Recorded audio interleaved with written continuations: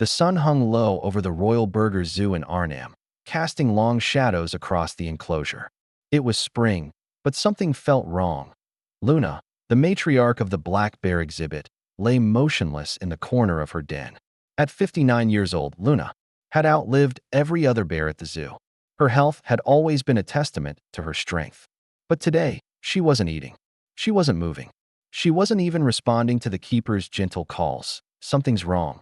One of the staff murmured, their voice thick with worry. The others nodded silently, their faces etched with concern. Luna had always been the heart of the zoo, the figurehead of the black bear group, and to see her like this, frail, silent, was enough to turn the air in the enclosure heavy. For the first time in years, the staff found themselves unsure of what to do.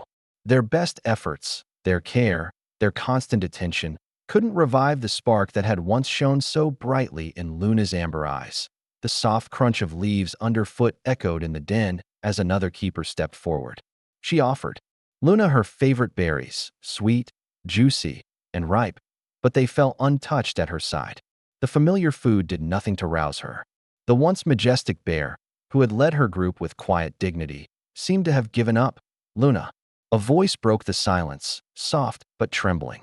It was Mark, the retired biologist, standing at the edge of the den, looking at her with deep concern. He had been with her since the beginning, over 40 years ago. He knew her better than anyone. But today, the bond they shared felt far away. The keepers watched as Mark's eyes filled with grief. They all knew what was happening, but they were too afraid to say it out loud. Luna was fading, and there was nothing they could do to stop it, but there was one thing they hadn't tried. One thing Mark couldn't ignore. His heart ached with a feeling he hadn't felt in years. Could it be enough to pull her back from the edge? Luna wasn't just a bear. She was a living legend that in 1972, a young biologist named Mark Van Dyke co-founded the black bear exhibit at Royal Burger Zoo. The zoo had been his dream, his life's work. And Luna, a tiny cub, had become a part of that dream. She wasn't like the others. Orphaned by poachers, rescued and brought to the zoo as a mere child, Luna was different from the start. She was intelligent, surprisingly so, and calm, even in the face of danger. Mark, with his young eyes full of curiosity, had watched her grow. As she matured, her intelligence became more apparent, and Luna quickly became the cornerstone of black bear research. Mark had studied her for decades, watching her navigate the world with grace and wisdom.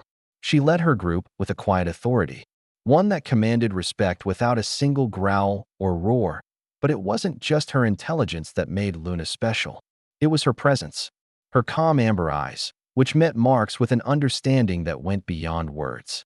Together, they spent countless hours, sometimes just sitting in silence, observing, learning, and forging a bond that neither of them could have predicted. The other keepers, the zoo staff, and even visitors felt the magic that Luna exuded. She wasn't just a subject of study, she was family. And as the years passed, Luna became a beloved figure, not just at the zoo, but among biologists worldwide. Her legacy wasn't just in the research she contributed to, but in the love and connection she shared with everyone around her. It was this bond that had kept her going all these years. But now, in the quiet of the zoo's spring twilight, something had shifted.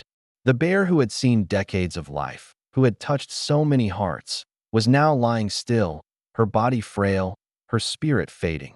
Mark had always believed that Luna was invincible, that she would defy age and time. But now he wasn't so sure. He hadn't been prepared for this. The tension in the zoo had grown palpable. Every step that the keepers took around Luna's den felt heavy. The constant buzzing of activity in the background had quieted. There was only silence. Luna lay in the corner, unmoving, her amber eyes closed, her breathing shallow and faint. The sound of her once strong paws now trembling softly in the straw echoed in Mark's ears. The keepers offered food, hoping that the familiar sense of berries and fish would rouse her. But the food was ignored. There was no sign of life in her eyes, no flicker of recognition. "I don't know what else to do," one of the younger keepers whispered, wiping tears from her eyes. The others nodded grimly. Mark stood still at the entrance of the den, his heart aching. His body ached. He hadn't been to the zoo in years. Retirement had taken him away from the life he had built here. But Luna, She had always been his reason to return. Now, looking at her, he wondered if he would ever see the spark in her eyes again. What if it's time? Another keeper's voice quivered, barely above a whisper. The words hung in the air, thick with sorrow. It was the unspoken truth that no one dared to acknowledge. The very thought of losing Luna felt unbearable. She had been a part of their lives for so long that they couldn't imagine the zoo without her. Mark couldn't imagine a world where Luna didn't exist. But there was still one thing that hadn't been tried. One thing Mark had never given up on: the power of the connection between them. Their bond had been forged over decades, through moments of silence, laughter, and shared wisdom. He couldn't help but wonder, could it pull her back? Mark took a deep breath, his old hands trembling as he brushed a stray lock of silver hair from his forehead. He knew what he had to do. He had to try. "Luna," he whispered softly, stepping closer to her den. "It's me." He knelt beside her, his thick hands hovering over her frail body, feeling the weight of the years they had shared. The years of trust, of understanding. A soft, almost imperceptible hum escaped from his lips, a melody that had accompanied them through their darkest nights and brightest days. Her ears twitched faintly. Mark had never believed in fate, but there was something undeniably powerful about the pull he felt as he hurried through the zoo gates. He had heard of Luna's decline through the grapevine, but hearing it in passing was different from feeling it in his bones. He couldn't ignore the aching pull that had brought him back, his heart urging him to return to her side. That he arrived at the zoo just as the sun dipped below the horizon, the twilight casting long shadows across the enclosures. His lanky frame, now hunched with age, moved swiftly, driven by a connection that was stronger than time, stronger than the inevitable march of years. Mark had been away for years, but the familiar sounds of the zoo felt like home. The birds chirped. In the trees, the distant chatter of visitors was a soft hum in the background, and somewhere nearby, the gentle rumble of Luna's group echoed through the air. He had always been the outsider here, the biologist who studied the animals, who respected their wildness. But with Luna, it had always been different. She wasn't just an animal. She was a friend. She had become family. Mark, a keeper, called, meeting him at the gate with a somber look. They didn't have to speak. The sadness in her eyes said it all. She's not responding." Mark nodded silently, his heart sinking with each step he took toward the den. He knew what awaited him on the other side of those gates. He had seen the signs before. And yet, as he reached the enclosure, the sight of Luna, still, frail, and lifeless, was more than he had anticipated. His breath caught in his throat. She had always been so strong, so full of life. How could this be the same bear he had once known, whose strength had shaped the very zoo he had dedicated his life to? But he couldn't give up.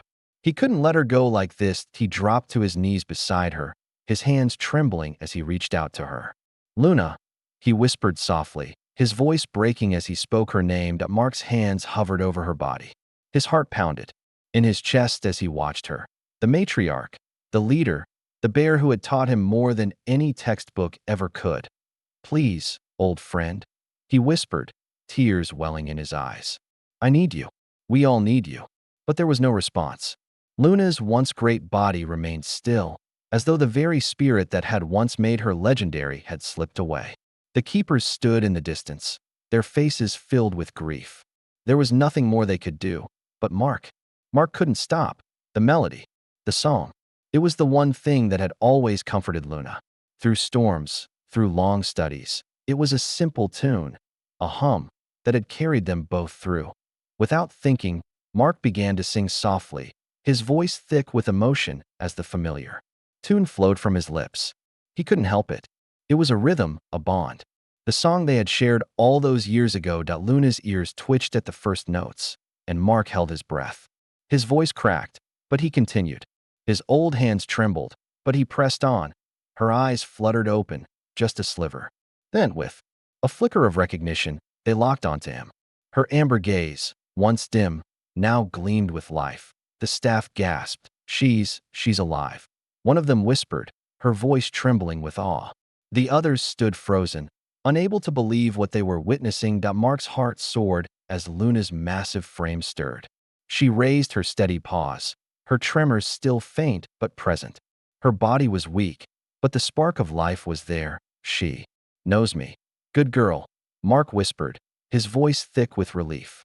Her head tilted slightly, as if acknowledging him, as if her spirit had heard his song, heard his heartache, and had returned in response. Luna, the matriarch, the symbol of strength, was alive, and with it, a new hope began to bloom in the hearts of those who had been watching.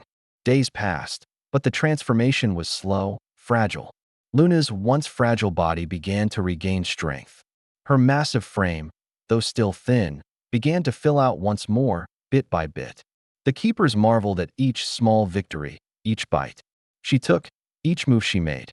The amber gleam in her eyes grew stronger, as if they were coming back to life with every passing moment. Mark returned every day, just as he had done in the past. His presence was a constant comfort to Luna, and his song, though soft and simple, became her anchor. Luna's appetite grew, tentative at first, then steady. She ate berries, nuts, and fish from Mark's hand, slowly but surely regaining the strength she had lost. The other bears in her group noticed the change too. They began to quiet down, their restless pacing easing as Luna's presence steadied them. The matriarch was returning. Mark's heart swelled with hope, but he also knew the path ahead would be long. The recovery wasn't guaranteed. Each day, he watched, waited, and prayed. But something was different now. Luna was fighting. As the weeks passed, Luna's strength continued to improve. She moved more freely, guiding her group with the quiet confidence that had once defined her. The zoo staff rejoiced in her recovery.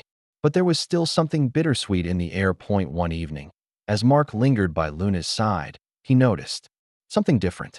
She was still with him, but the bond between them had shifted. The steady rise and fall of her breath had slowed, and her once thick coat was now beginning to show signs of age once more. It was as if she had held on for him. For one final moment of peace, Mark knelt beside her, the weight of their shared years pressed down on him. The music, the song that had brought her back, felt like a distant memory. The realization hit him slowly. Luna had given him everything she had left,